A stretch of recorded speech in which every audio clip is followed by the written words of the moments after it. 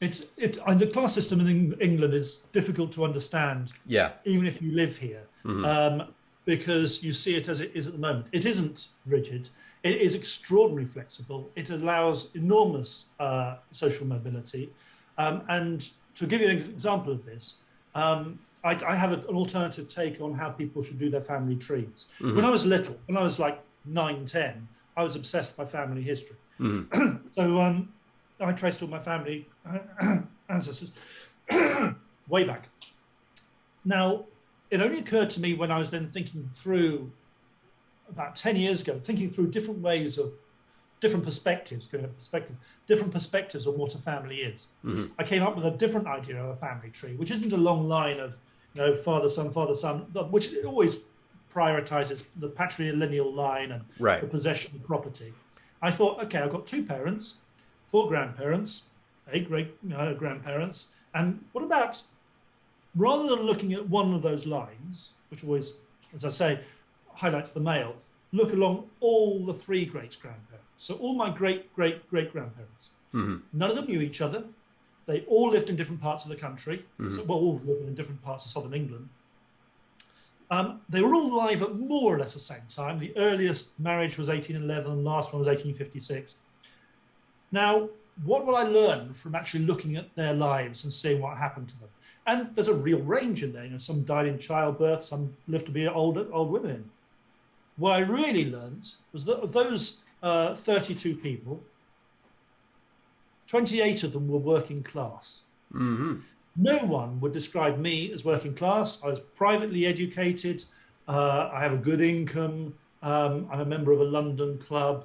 I know I can get on with anybody at whichever part of society. Right. I know how to behave in formal company. I don't necessarily. I can go along and sing in the local pub with the local folk song. So Right. no one would sort of say that I'm trapped by this at all.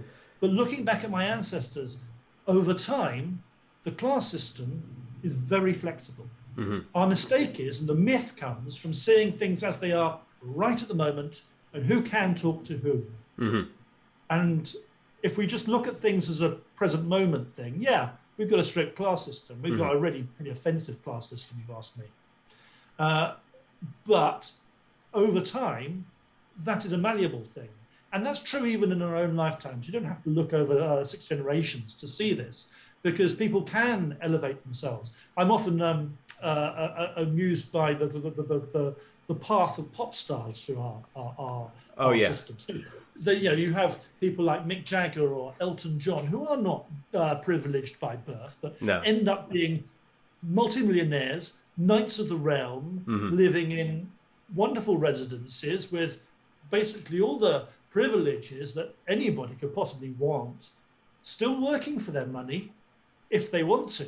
I Right. mean, we actually elevate in much the same way as America does, or most of the Western world. We elevate people from sometimes very humble origins. But in the UK, of course, since we've got all these trappings of an honours system, we loaded all the honours onto the rich people too, which so you end up benefiting each way. So, I mean, anybody who marries a knight of the realm becomes automatically lady so and so. So that could be anybody. She doesn't necessarily have to be a high achiever in her own right. So we have all this sort of fuzziness around our class system, and over time, even in one lifetime, you can go from the very very bottom to the very very top. Right. Can I just tell you my favourite story about this? Sure.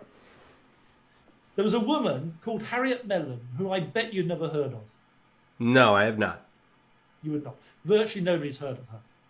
In 1830, she was about the richest woman in this country. She was a duchess, and she was born at completely the opposite end of the social spectrum. She was the illegitimate daughter of a travelling Irish woman who made her money from, made her living from helping travelling actors going between pubs. Hmm.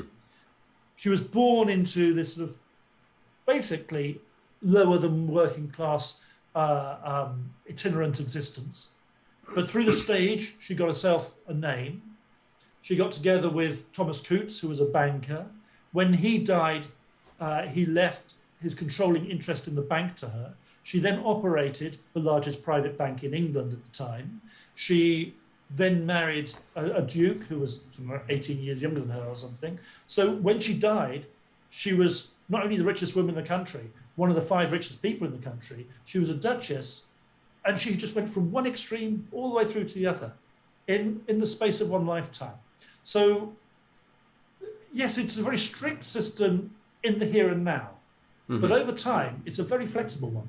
Gotcha. Now, do you think that that flexibility is mainly something that is demonstrated when you have an extraordinary individual that is able to supersede a class system? Or do you think that the class system, just by its nature, would allow somebody that doesn't even have to be extraordinary, but simply perhaps a harder worker than average, a little smarter than average, a little more industrious than average, something that reflects a true malleability of a system?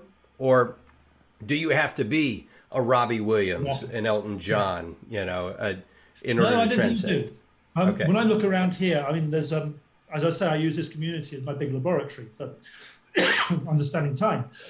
There's a family not far from here called Fulford family.